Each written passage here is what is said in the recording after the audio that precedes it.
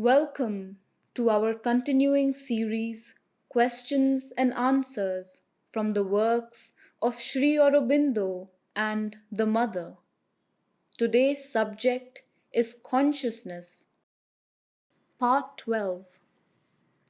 From Sri Aurobindo. Sri Aurobindo cannot undertake to guide you as your Guru, for the reason that he takes as disciples only those who follow his special path of yoga. Your experiences follow a different line. In his yoga, there may be an occasional current in the spine, as in other nerve channels or different parts of the body, but no awakening of the Kundalini in this particular and powerful fashion. There is only a quiet uprising of the consciousness from the lower centers to join the spiritual consciousness above, and a descent of the divine force from above which does its own work in the mind and body, the manner and stages varying in each sadhak. A perfect confidence in the Divine Mother and a vigilance to repel all wrong suggestions and influences is the main law of this yoga. Your opening, having once been so powerful on the more usual tantric lines, even without your own will intervening, it is hardly probable that it could now change easily to other lines. Any such effort might create a serious disturbance. In speaking of a competent guru, Sri Aurobindo meant one who had himself practiced this opening of the centers and become siddha in that line of yoga. It should not be impossible to find one. When one has the call for the Guru sooner or later comes. Meanwhile, to put away fear and have confidence in the divine working is indispensable, but no effort should be made to force the pace by concentrated meditation unless you have a guide whom you can trust, a clear guidance from within, or a guide from without. The inspiration about the Ida Nari and the subsequent working of the Shakti show that there was an intervention at a critical moment, and that the call to it whenever needed is likely to be effective. In the experiences proper related in your first letter, there is absolutely nothing that should have disturbed you. All was quite normal, the usual experiences of the yogin at such a juncture, and very good and powerful, such as do not come except by the grace of the divine. Probably the opening came after slow, invisible preparation as a result of the meditation on the lotus at the top of the head, for that is always an invitation to the Kundalini to awake, or for the lower consciousness to rise and meet the higher.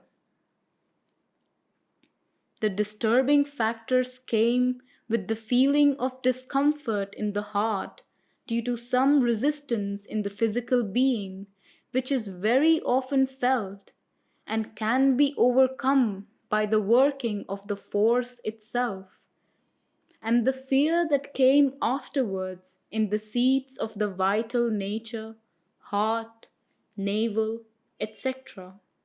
But that was no part of the experience.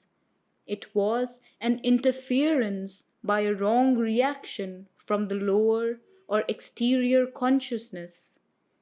If you had not allowed yourself to be disturbed, probably nothing untoward would have distorted the process.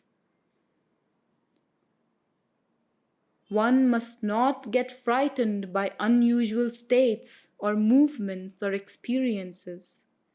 The yogi must be fearless. Abhi, it is absurd to have a fear because one can control one's states.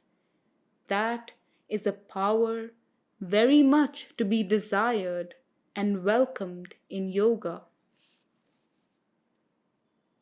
The crisis related in the second letter would hardly have come if there had not been this reaction, but in any case, there was the intervention and setting right of the trouble. However, these reactions and the fact that the disturbance came show that something in the exterior consciousness is not altogether prepared. It is better to wait and seek for a guide so that ignorant steps or reactions may not bring again a serious trouble or danger. It is all that Sri Aurobindo can say by way of enlightenment and advice. He does not usually intervene with anyone, not his disciple. But as your case was an unusual one, and your call was great, he has given you what light he can on your experience. Yoga means union with the divine, a union either transcendental, above the universe, or cosmic, universal, or individual, or, as in our yoga, all three together. Or it means getting into a consciousness in which one is no longer limited by the small ego, personal mind, personal vital and body, is in union with the Supreme Self, or with the universal, cosmic consciousness, or with some deeper consciousness within, in which one is aware of one's own soul, one's own inner being, and of the real truth of existence. In the yogic consciousness, one is not only aware of things, but of forces, not only of forces, but of the conscious being behind the forces.